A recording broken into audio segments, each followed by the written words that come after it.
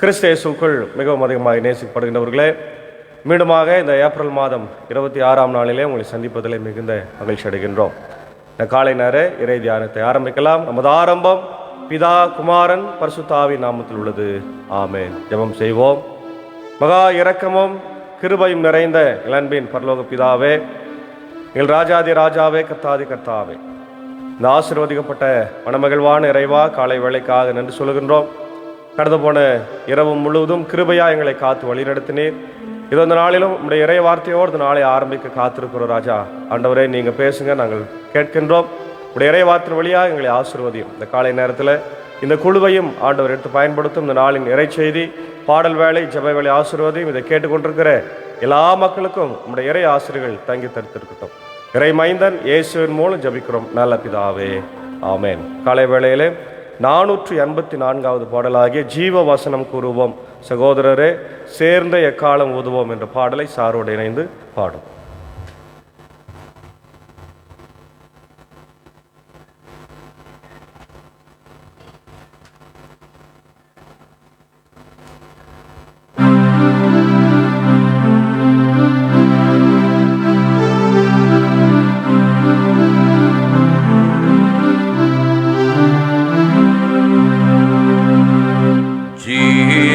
வசனம் கூறுவோம் சகோதரரே, சேர்ந்தே எக்காலம் ஊதுவோம்.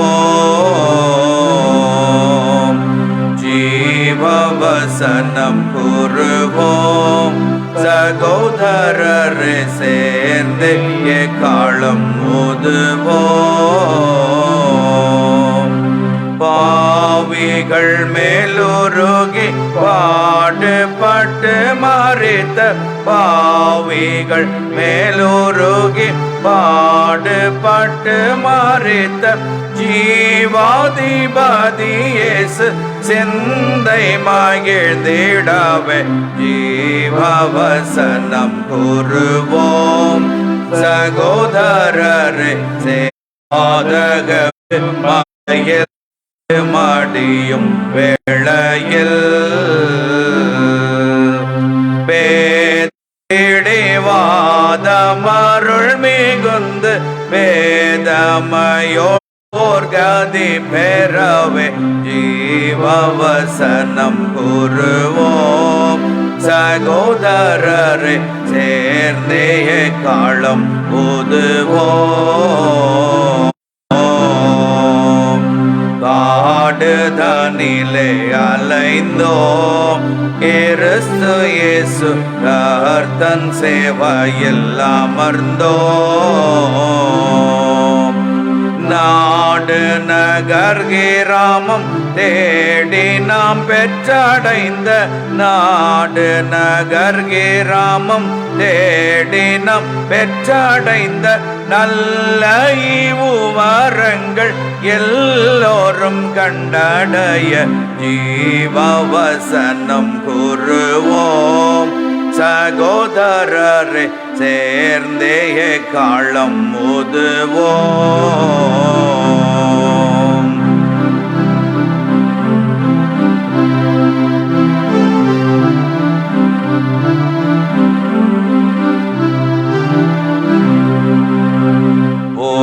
லோகம் எங்கும் நன்மையே கிறிஸ்துநாதர் போக சொல்லி விதித்தாரே. பூலோகம் எங்கும் நன்மையே கிறிஸ்துநாதர் போக சொல்லி விதித்தாரே. காலமெல்லாம் உம்மோடு என்ற கூட இருப்பேன் என்ற கர்த்தன் வாக்கை நினைத்து தேசமும் தெரிந்து ஜீவவசனம் கூறுவோம் சகோதரரே, சேர்ந்தே காலம் ஊதுவோம்.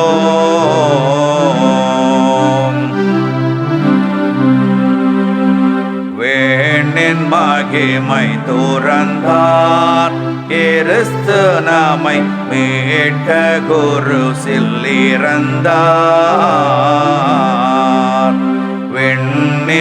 மகிமை துறந்தார். கிறிஸ்து நம்மை மீட்க குருசில் இறந்தார். மண்ணின் புகழ் பெருமை எல்லாம் துசுக்குப்பையன். மண்ணின் புகழ் பெருமை எல்லாம் துசுக்குப்பையன். ரெண்ணி சிலுவைதானை எடுத்து மகிழ்ச்சியோடு ஜீவவசனம் கூறுவோம். சகோதரரை சேர்ந்தே காலம் முதுவோம். ஜீவவசனம் கூறுவோம். சகோதரரை சேர்ந்தே காலம் ஊதுவோம்.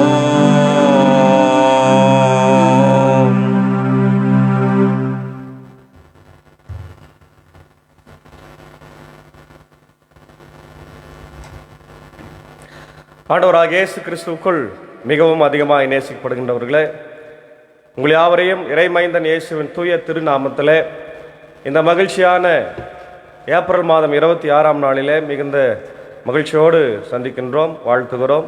கர்த்தருடைய திருப்பெயராலே ஆசீர்வதிக்கிறோம். இந்த நாளிலும் தியானிக்கும்படியாக தெரிந்து கொண்ட கடவுளுடைய வார்த்தை அது ஏசாயாவின் தீர்க்கதரிசன புத்தகம் 5ஆம் அதிகாரம் 1 முதல் 7 வசனங்களிலே இருக்கின்ற இறை வார்த்தைகள். இந்த பகுதியில் திராட்சை தோட்டம் பற்றிய ஒரு பாடலை அல்லது கவிதையை ஏசாயா பாடுகிறதை பார்க்கிறோம். திராட்சை தோட்டம் இஸ்ரவேலரை குறிக்கிறது. ரொம்ப அழகான ஒரு பாடல். என் நண்பரை குறித்து கவி பாடுவேன். என் நண்பரின் திராட்சை தோட்டத்தை பற்றி காதல் பாட்டொன்று பாடுவேன். செழுமை மிக்கதொரு குன்றின் மேல் என் நண்பருக்கு திராட்சை தோட்டம் ஒன்று இருந்தது என்று ஆரம்பிக்கின்றார். அவர் அதை நன்றாக கொத்தி கிளறி கற்களை களைந்தெடுத்தார். நல்ல இன திராட்சை செடிகளை அதில் நட்டு வைத்தார். அவற்றை காக்கும் பொருட்டு கோபுரம் ஒன்றை கட்டி வைத்தார். திராட்சை பழம் பிழிய ஆலை ஒன்றையும் அமைத்தார். நல்ல திராட்சை குலைகள் கிட்டுமென எதிர்பார்த்து காத்திருந்தார். மாறாக காட்டு பழங்களையே அது தந்தது. ரொம்ப அழகா சொல்றார் பாருங்க. ஆரம்பிக்கும் போதே ரொம்ப அழகா என் நண்பரின் குறித்து பாடுவேன் என்று சொல்லி ஆரம்பிக்கிறார். அப்போ ஒரு பெரிய மலைப்பாங்கான இடத்துல, குன்றின் மேலே இருக்கின்ற ஒரு இடத்துல அழகான இடத்தை தேர்ந்தெடுத்து அந்த இடத்தை விலைக்கு வாங்கி அதை கற்கள் எல்லாம் அந்த ஏன்னா பாறை இருக்கிற இடங்கள்ல நிறைய கற்கள் இருக்கும், அதெல்லாம் பொறுக்கிட்டு அதை தண்ணி ஊற்றி அதை செழிப்பாக்கி பசுமையாக மாற்றிய பின்பு உயர்குல திராட்சை செடி, அதை ரொம்ப அழகாக சொல்றாரு. உயர்குல திராட்சை செடியை கொண்டு வந்து அதில் நாட்டுகிறார். நாட்டிட்டு சுற்றியும் காம்பவுண்ட் சவர் எடுக்கிறான். ஏன்னா அங்கே காடுன்றதுனால பன்றிகளும் மற்ற மிருகங்களும் வந்து அது அழித்து போடும் என்று சொல்லி பத்திரமாக, நேற்று தினத்தில் கூட நான் பகிர்ந்திருந்தேன், திராட்சை தோட்டத்தை பராமரிப்பது ரொம்ப கடினமான ஒரு வேலை. காலையில் தண்ணி ஊற்றணும், கிளைகளை பொறுக்கி போடணும், சூரியன் படணும், படாமல் மாதிரியும் இருக்கணும், இது மாதிரி நிறைய விஷயங்கள்லாம் இருக்கிறது. இப்போ இவைகளெல்லாம் ரொம்ப கடினமான உழைப்பு இருந்தால் தான் செய்ய முடியும். இப்போ இவரும் அதை கடினமாக உழைத்து செய்கிறாரு. சுற்றியும் கோபுரம் கட்டுறாரு. அதுக்கப்புறம் அதிலிருந்து திராட்சை பழம் கிடைத்தால் அதிலிருந்து திராட்சை ரசம் எடுப்பதற்காக ஆலையை ஒன்று அமைக்கிறார். அப்போ எவ்வளோ செலவு செய்திருக்கிறார் என்று பாருங்கள். நிலத்தை வாங்கியிருக்கிறார், தூய்மை செய்திருக்கிறார், உயர்குல திராட்சையை விலை கொடுத்து வாங்கி வந்திருக்கிறார், சுற்றியும் கோபுரம் கட்டி காம்பவுண்ட் எடுத்திருக்கிறாரு, அதுக்கப்புறம் ஆலையை கட்டியிருக்கிறார். எவ்வளோ செலவு பண்ணியிருக்காரு. Invest every thing for the grapes. எல்லாம் கிடைக்கும் என்று தான் எதிர்பார்த்து செய்கிறாங்க. இப்போ நம்ம கூட ஒரு வியாபாரம் செய்கிறோம், ஒரு தொழில் செய்கிறோன்னா அதிலிருந்து ஏதாவது லாபம் கிடைக்குமா என்று தான் நம்ம செய்கிறோம். சிறு சிறு வியாபாரிகளெல்லாம் நம்ம பார்க்குறோம். இன்றைக்கி கடைகள் எல்லாம் சின்ன சின்ன வியாபாரிகள் நடைபாதையில எல்லாம் வச்சுருக்கிறாங்க. பெரிய கடைகளும் இருக்குது. இப்போ பெரிய கடைகளில் பார்த்தீங்கன்னா இன்றைக்கி சிறிய பாதைகளில் வைத்திருக்கிற பழங்கள் எல்லாம் இன்றைக்கி நம்ம விலைக்கு வாங்குகிறோம். அது ரொம்ப குறைவாக தான் இருக்குது. நம்ம கேட்குறோம், இதனால் உங்களுக்கு எவ்வளோ லாபம் கிடைக்கும்? இந்த பழத்தினால எனக்கு ₹1 லாபம் கிடைக்கும். இன்றைக்கி ₹10 தான் கிடைக்கும். அதே பெரிய பெரிய கடைகளில் ₹10 ₹20 அவங்க வச்சு விற்கும் போது ஒரு நாளைக்கு 5000 10,000 அவங்க 20,000 50,000 எவ்வளோ நாளும் கிடைக்கும். இது அவங்க தொழிலை பொறுத்தது இல்லையா? ஏதோ கொஞ்சம் கிடைக்கிறத வச்சு கூட அடுத்த நாளைக்குரிய பிழைப்பை அவங்க பார்த்து கொண்டு தான் இருக்கிறார்கள். இப்படிதான் இன்றைக்கு இருக்கிற எல்லா தொழில் பிஸ்னஸ் எல்லாமே போய் கொண்டிருக்கு நமக்கு பார்க்குறோம். இப்போ இங்கேயும் அதே தான் அவர் செய்கிறார். ஒரு எதிர்பார்ப்போடு ரொம்ப ஆசையோடு செய்கிற போது அது என்ன கொடுக்கிறது? கசப்பான காட்டு பழம். பழங்களை கொடுத்தால் பரவாயில்ல, அல்லது கொடுக்கலனாலையும் பரவாயில்ல, ஆனால் கொடுத்தது என்னன்னா கசப்பான காட்டுப்பழம், முரண்பாடான ஒரு விஷயத்தை அந்த திராட்சை செடி செய்கிறது. ஆனால் நட்டு வைத்தது என்ன? உயர்குல ருசி உள்ள ஒரு திராட்சை செடி.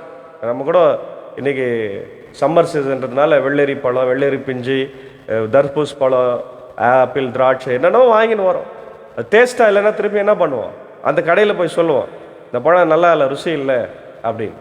ஒரு ருசி இல்லாத ஒரு காட்டு பழம், கசப்பான ஒரு காட்டு பழத்தை கொடுக்கிற போது எஜமானர் என்ன ஆகுறாரு? மிகப்பெரிய கோபம் அவருக்கு, உக்கிர கோபம் அவருக்கு வருகிறது.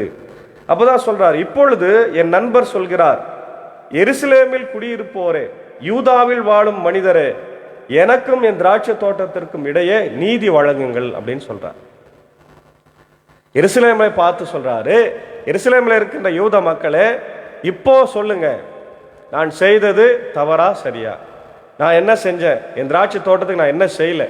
கொத்தனை, எரு போட்டேன், கற்களை எடுத்து தூரம் போட்டேன் இல்லையா, ஆலயம் அமைத்தேன், சுற்றிலும் காம்பவுண்ட் சவர் போட்டேன், தண்ணியை பாய்ச்சினேன், நல்ல பழம் கிடைக்கும் என்று காத்திருந்தேன். என்னுடைய சைடில் நான் ஏதாவது தவறு செய்திருக்கிறேன்னா ஒன்றும் செய்யலை, எல்லாவற்றையும் நான் சரியாக செய்தேன். ஆனால் அது காட்டு பழங்களை தந்தனால் நீதி வழங்குங்கள் என்று இங்கே ஆண்டவர் சொல்லுகிற போல ஒரு காரியம் வருகிறது. என் திராட்சை தோட்டத்திற்கு செய்யாதது நான் விட்டு விட்டதும் இனி செய்யக்கூடியது எதுவும் உண்டோ?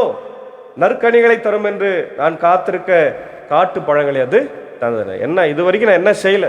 எல்லாத்தையும் செஞ்சுட்டேன், இனி செய்யாதது ஒன்றும் இல்லை என்று குமரத்தோடு, அந்த உள்ள குமரலோடு சொல்றாரு. அப்போ சொல்றாரு, என் திராட்சை தோட்டத்திற்கு செய்ய போவதை உங்களுக்கு நான் அறிவிக்கிறேன், கேளுங்கள் சொல்றாரு. இப்போதான் அவரே நீதி வழங்க போறான் இல்லையா? அப்போ இதை நான் ஆரம்பத்தில் சொன்ன திராட்சை தோட்டம் என்பது இஸ்ரவேல் மக்கள். அவங்கள ஆண்டவர் இஸ்ரவேல் மக்களை எகிப்திலிருந்து கொண்டு வந்து இஸ்ரவேலில் பாலும் தேன் வழிந்து ஓடுகிற தேசம், அது இன்னொருத்தருடைய தேசம். அதில் 7 ஜாதி மக்கள் வாழ்ந்தார்கள் என்று பார்க்குறோம். அவர்களை எல்லாரையும் அனுப்பிட்டு கடவுள் அந்த தேசத்தை அவங்களுக்கு கொடுத்தார். ஆனால் இவங்க என்ன செஞ்சாங்க? தங்களுக்கென்று கடவுள்களை ஏற்படுத்தி கொண்டாங்க, தங்களுக்கென்று ராஜாக்களை ஏற்படுத்தி கொண்டாங்க, தங்களுடைய வாழ்க்கை இஷ்டம் போல வாழ ஆரம்பித்தாங்க. கடவுளுக்கென்று வாழ ஆரம்பிக்கல, கடவுளுக்கென்று வாழவில்லை. அதனால தான் யோசுவா கூட கடைசியாக அவங்கள அனுப்பிட்டு உள்ளே போகும்போது சொல்கிறாரு, நீங்கள்லாம் சரியாக வாழல, அதனால தான் நிறைய பேர் இறந்து போயிட்டீங்க. இப்போ சொல்கிறேன், நானும் என் வீட்டாரும் கர்த்தரையே சேவிப்போம், நீங்கள் சேவிப்பீங்களா அப்படின்னு கேட்குறாரு இல்லையா? அதெல்லாம் நம்ம ஞாபகம் இருக்கணும்னு நினைக்கிறேன். அப்போது சொல்கிறார், என் திராட்சை தோட்டத்திற்கு நான் செய்ய போவதை உங்களுக்கு சொல்லுகிறேன் பாருங்கன்னு சொல்கிறாரு. நானே அதன் வேலியை பிடுங்கி எறிவேன். இது பாருங்க, இதெல்லாம் நீதி தீர்ப்பு. அதன் வேலியை பிடுங்கி எறிவேன். வேலியை பிடுங்கி எறிவேன் என்று சொல்லுவது நாட்டினுடைய பாதுகாப்பை குறித்து பேசுகிறது. இன்னைக்கு பாலஸ்தீன், இஸ்ரேல் போலே நம்ம பார்த்துன்னு தான் இருக்கும். எவ்வளோ பெரிய சாபத்துக்குரிய ஒரு விஷயங்கள் நடந்து கொண்டிருக்கிறது இல்லையா? கொஞ்ச நாளாக பார்க்குறோம், நிறைய மக்கள் இறந்து கொண்டிருக்கிறாங்க. நேற்று தினத்தில் செய்தியில் பார்க்கும்போது வெயிலின் உஷ்ணம் தாங்க முடியல, அவங்களால அந்த சாதாரண டென்ட்டில் இருக்கிறாங்க, அந்த வெயில் படுது, அவங்களால தாங்க முடியல. 120 டிகிரி செல்சியஸ் அங்கே இருக்கிறது. கடலில் போய் குளித்து அந்த சூட்டை தனித்து கொள்ளுகின்ற ஒரு சூழ்நிலையை செய்தியில் பார்க்க வேண்டும். அவள் பார்க்குற குழந்தைகள் எல்லாம் வேதனையோடு இருக்கிறாங்க, தண்ணீர் இல்லை, சாப்பாடு இல்லை. இப்போ இதுதான் சூழ்நிலை. ஆண்டவர் வேலியை எடுத்துட்டாருன்னா இன்னைக்கு நமக்கு அதே நிலைமை தான். எல்லாரும் வருவாங்க, ஆடு மாடு கரடி சிங்கம் புலி எல்லாம் நாஸ்தி பண்ணும், மெரித்து போடும், மிதித்து போடும், அழிந்து போகும் இல்லையா?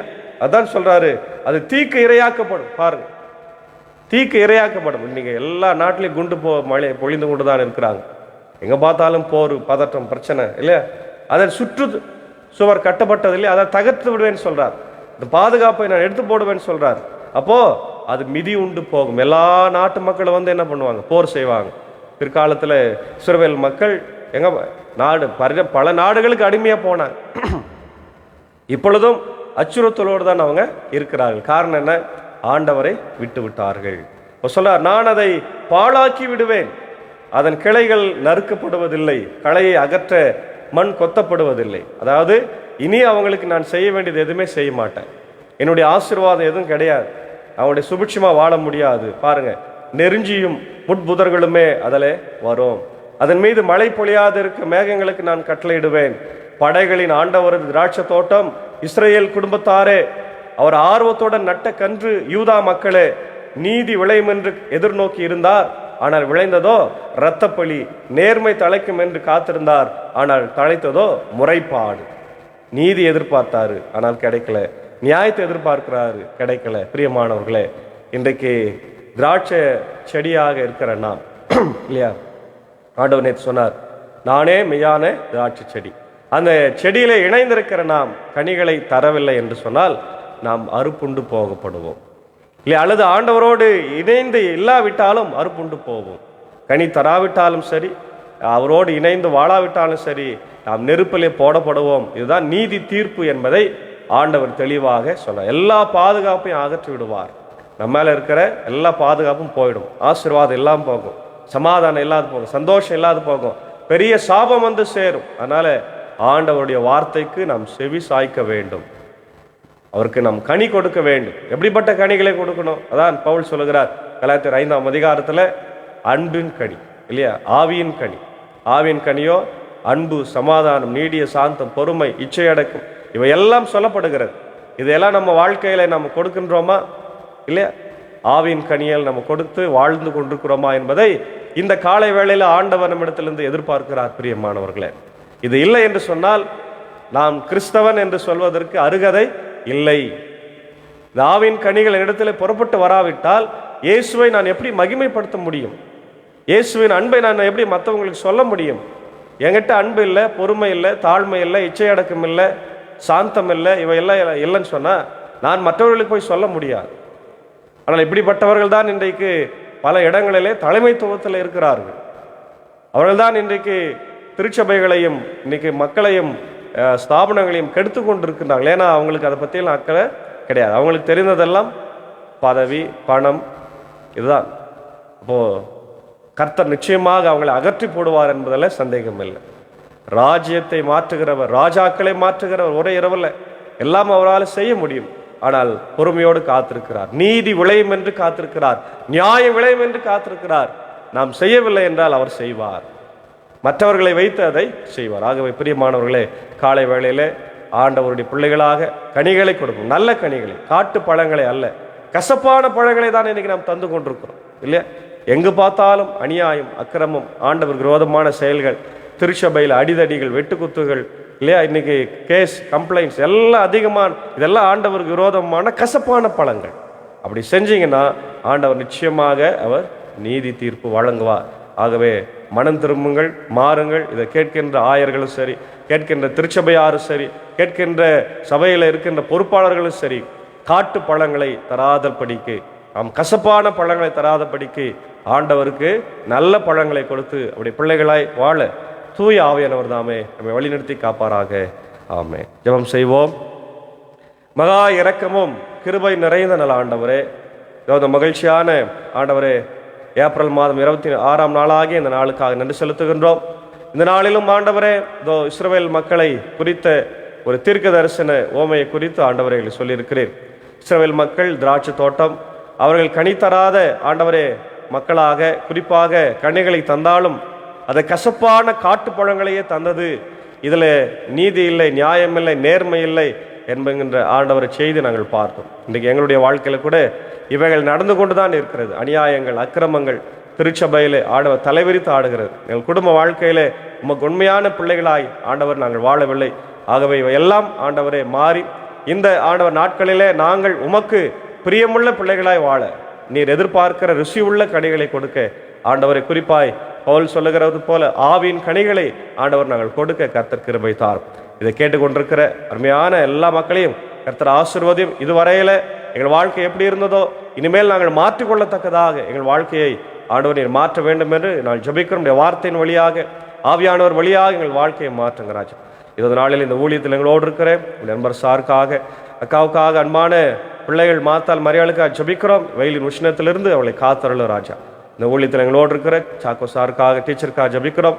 ஆசீர்வாதியும் பலப்படுத்த ராஜா. தேவையை சந்தியும் ஆண்டவரை. இதை பிராட்காஸ்டை உதவி செய்கிற அப்படி ஜான்சன் சாருக்காக குடும்பத்திற்காக ஜெபிக்கிறோம். இந்த குழுவை தொடர்ந்து ஆண்டவர் எடுத்து பயன்படுத்துங்க ராஜா. இதோ ஆண்டவரே, உலக நாடுகளுக்காக ஜபிக்கிறோம். செய்தியில் நாங்கள் பார்க்கிறோம், இஸ்ரவேல் மக்கள் ஆண்டவரே இதோ பாலஸ்தீன மக்கள் போராடி கொண்டிருக்கிறார்கள். தங்கள் வாழ்க்கை வாழ்வதற்கே ஒவ்வொரு நாளும் பாடுபடுகிறார்கள் ராஜா. சீக்கிரமாக அந்த போர் பதட்டங்கள் நீங்கட்டும் ஆண்டவர். மற்ற நாடுகளில் அமைதி சமாதானம் ஆண்டவரை சூழல் உருவாகட்டும் ராஜா. எங்கள் தாய் திருநாடாக இந்திய தேசத்திற்காக ஜபிக்கிறோம் ஆண்டவர். பல நாடுகளிலே பல ஆண்டவர் மாநிலத்தில் தேர்தல்கள் நடைபெற்று கொண்டிருக்கிறது. அமைதியான முறையில் நடந்து ஆண்டவரை எங்கள் தேசத்திற்கு நீதியை நியாயத்தை ஆண்டவர் ஏழை எளிய மக்களுடைய வாழ்க்கையில் ஆண்டவரே நல்ல காரியங்களை செய்கின்ற தலைவர்களை ஆண்டவர் ஏற்படுத்த வேண்டும் என்று நான் ஜபிக்கிறோம். அமைதியான முறையில் நியாயமான முறையில் தேர்தல்கள் நடைபெற கிருபை தார். எங்கள் தமிழ்நாட்டின் முதல்வர் ஆண்டவரே, என்னுடைய தமிழ்நாட்டின் அதிகாரிகள் எல்லாருக்காக ஜபிக்கிறோம். ஆசீர்வாதம் பலப்படுத்த ராஜா. தொடர்ந்து அவள் சார்ந்திருக்கிற இந்திய சுவிசேஷ உத்தரன் திருச்சபை 3 சபை சங்கங்கள் போதகர்கள் ஊழியங்களுக்காக ஜபிக்கிறோம் ஆண்டவர். நடைபெற்று கொண்டிருக்கிற எல்லா ஊழியங்களையும் கர்த்தர் ஆசீர்வாதம். இந்த பொறுப்பை ஆண்டவர் வகிக்கிறவர்கள் ஆண்டவர் எங்களுக்கு இதை கொடுத்திருக்கிறார், நாங்கள் நல்ல கனிகளை கொடுக்க வேண்டும் என்று சொல்லி ILC பொறுப்பாளர்களும் ஆண்டவர் சபை சங்கங்களின் பொறுப்பாளர்களும் நடந்து கொள்ள கிருபை தார். எல்லா ஸ்தாபனங்கள் பள்ளிக்கூடங்கள் சிறப்பு பள்ளிக்கூடங்கள் ஆண்டவரை பெதஸ்தா மருத்துவமனைக்காக ஜபிக்கிறோம். கர்த்தர் பெரியவர், பெரிய காரியங்களை செய்ய வேண்டுமா ஜபிக்கிறோம். எல்லா திருச்சபைகளையும் ஆண்டவர் ஆசீர்வதியும். எல்லா ஆயர்களையும் ஆசீர்வதியும். 3 சபை சங்கத்தில் இருக்கிற ஆயர்கள் ஆண்டவரை உதவி போதகர்கள் இப்படி அருமையான CRMs ஆண்டவர் மாதர்கள் ஊழியங்கள் எல்லாத்தையும் கர்த்தர் ஆசீர்வதி. நேற்று தினத்தில் கூட தொடர்ந்து 2 நாட்கள் பயிற்சி பட்டறைகள் நடைபெற்றது. இதோ சண்டே கிளாஸ் VBS இவை எல்லாம் ஆண்டவர் எங்கள் வாழ்க்கைக்கு மிகவும் முக்கியத்துவம் வாய்ந்தது. குழந்தைகள் திருச்சபையில் இன்றைய குழந்தைகள் தான் நாளைய ஆண்டவர் திருச்சபை. ஆகவே அவர்கள் தான் மறுநாள் ஆண்டவர் திருச்சபையில் மிகப்பெரிய மாற்றத்தை ஏற்படுத்த போகிறவர்கள் என்பதை உணர்ந்து அவர் நல்ல பாடங்களை நாங்கள் கற்றுக் கொடுக்க இந்த விடுமுறையை பயன்படுத்த கிருபை தாரும். தொடர்ந்து எங்கெல்லாம் இப்படிப்பட்ட விடுமுறை வேதாம் பிள்ளைகள் நடைபெறுகிறதோ அங்கெல்லாம் ஆண்டவரை சமாதானத்தை பாதுகாப்பை என் தேவன் தார். உலகமெங்க நடைபெறுகிற எல்லா திருச்சபைகளையும் ஊழியங்களையும் ஸ்தாபனங்களையும் ஆயர்களையும் கடவுளுடைய ஊழியங்களையும் கர்த்தர் ஆசீர்வதிங்க ஆண்டவர். மிஷினரிகளுக்காக ஜபிக்கிறோம். தங்களையே அர்ப்பணித்து ஆண்டவரே எதையும் எதிர்பார்க்காமல் ஊழியத்தை செய்கிற மிஷினரிகள் இந்த உலகம் முழுவதும் இருக்கிறாங்க. இந்தியாவில் இருக்கிறாங்க, வடநாட்டில் இருக்கிறாங்க ராஜா. எல்லாரையும் ஆசீர்வதிங்க. குறிப்பாக இதோ FMBB மிஷினரிகள் ஆண்டவர் ஜெம்ஸ் மிஷினரிகள் IMS மிஷினரிகள் தன்னார்வ ஊழியங்களில் ஈடுபடுகிற மிஷினரிகள் எல்லாருக்காக ஜபிக்கிறோம். எல்லாரையும் கர்த்தர் ஆசீர்வதிங்க. ஆயர்களுக்காக ஆண்டவரை ஊழியர்களுக்காக ஆண்டவர் பெண் ஊழியர்களுக்காக பெண் பாஸ்டர்ஸ்க்காக எல்லாருக்காக ஜபிக்கிறோம். எல்லாரையும் நீர் எடுத்து பயன்படுத்த வேண்டுமா நான் ஜபிக்கிற நாளில் கூட ஆண்டவரே பிறந்த நாளை திரும்ப நாளைக்கு நன்றி செலுத்திக் கொண்டிருக்கிற மக்களுக்காக ஜபிக்கிறோம். குறிப்பாக உடைய அருமையான ஏஞ்சலின் அக்காவுடைய அன்பு சகோதரி ஆண்டவரே திருமதி ரெஜினா பியூலா அவர்களுக்காக நான் ஜபிக்கிறோம். இந்த நாளிலே ஆண்டவர் தன் பிறந்த நாளைக்கு நன்றி செலுத்துகிறார்கள். இதோ ஆண்டவருடைய காலம் சென்ற ஜட்ஜு ஐசியாவுடைய அன்பு ஆண்டவரே மகள் ராஜா நன்றி சொல்லுகிறோம். நாளில் அவர்களுக்கு நல்ல சுகத்தை பலத்தை தாரும், குடும்பத்தை ஆசீர்வாதம். ஆண்டவர் இந்த பிறந்தநாள் பெரிய ஆசீர்வாதமாக இருக்கட்டும். ஆண்டவரை மட்டுமாய் உதவி செய்த எபினேசர் இனிமேலும் இம்மானுவேலராக இருந்த ஆண்டவரே நீர் வழிநடத்த ராஜா. இந்த காலை நேரத்தில் குழுவாய் சேர்ந்து அருமையான ஆண்டவர் அக்காவை நாங்கள் ஆசீர்வதிக்கிறோம் ராஜா. இவாய் கொடுத்திருக்கிற குடும்பத்தின் மக்களுக்காக ஜபிக்கிறோம். பிள்ளைகளை ஆசீர்வதி ராஜா, தேவைகளை சந்தியும். தொடர்ந்து அடியனுடைய அன்பு மனைவி மழலைக்காக ஜபிக்கிறோம். கொடுத்திருக்கிற ஆண்டவர் இந்த பிறந்த நாளுக்காக நன்றி. தொடர்ந்து உடைய கிருபை மகளோடு தங்கியிருக்கட்டும். ஆண்டவர் செவிலியராக பணியாற்றுகிற போது உடைய கிருபை அவளோடு தங்கியிருந்து வழிநடத்த வேண்டுமா ஜபிக்கிறோம். அடியனுக்கு ஊழியத்தில் ஆண்டவர் உதவியாக இருக்க கர்த்தர் கிருபை தாரும். தொடர்ந்து இந்த நாளில் இன்னும் ஆண்டவரே திருமண நாளையும் பிறந்த நாளையும் கண்ணன்றி செலுத்திக் கொண்டிருக்கிற எல்லாருக்காக ஜபிக்கிறோம். கர்த்தர் ஆசீர்வதிங்க. இது அடியன் பணியாற்றுகிற ஆண்டவரை வேலூர் கிறிஸ்து உத்திரன் பேரலைத்திற்காய் திருச்சபையின் பொறுப்பாளர்கள் குடும்பங்களுக்காக ஆண்டவர் அதே போல என்னுடைய கிராம சபைகள் ஆயர்கள் குடும்பங்களுக்காக ஜபிக்கிறோம். தொடர்ந்து நாளில் பலவீனமாக இருக்கிற என்னுடைய மூத்த விசுவாசிகள் ஆயர் அம்மாக்கள் ஆசிரியர் பெருமக்களுக்காக ஜபிக்கிறோம். குறிப்பாக என்னுடைய நிக்சன் ஆயருக்காக ஜபிக்கிறோம். பலவீனமாக இருக்கிற இந்த அறிகுற ராஜா கண்ணோக்கி பாருங்க. பலவீனமாக இருக்கிற ராஜ்குமார் ஐயருக்காக ஜபிக்கிறோம். ஆண்டவரை கண்ணோக்கி பாருங்க. இன்னும் யாரெல்லாம் ஆண்டவரே படுக்கையில துன்பத்தில் துயரத்தில் வியாதியில பலவீனத்தில் இருக்கிறார்களோ எல்லாரையும் தேவன் ஆண்டவர் கண்ணோக்கி பார்த்து சுகத்தை பலத்தை தந்து நீர் தொடர்ந்து வழி நடத்தும். தொடர்ந்து திவ்ய பிரசன்னம் இந்த வெயிலின் உஷ்ணத்திலிருந்து எங்களை காத்தருளும். மழையை தாரும். மேகஸ்தம்பத்தை கொண்டு எங்களை பாதுகாத்துக்கொள்ள வேண்டுமா ஜபிக்கிறோம். துதி கன மகிமை உமக்கே செலுத்துகிறோம். எங்களுக்காக மரித்து உயிர் தெழுந்து ஆண்டவர் இப்பொழுது வாழ்ந்து கொண்டிருக்கிற நல்ல மெய்ப்பனாக இயேசுவின் மூலம் ஜபிக்கிறோம். ஜெபம் கேளும் நல்ல பிதாவே, ஆமென். நமது ஆண்டவராக இயேசு கிறிஸ்துவின் கிருபை, பிதாவின் அன்பு, பரிசுத்த ஆவியின் ஐக்கியம் நம்மளோடு கூட இருப்பதாக. ஆமென்.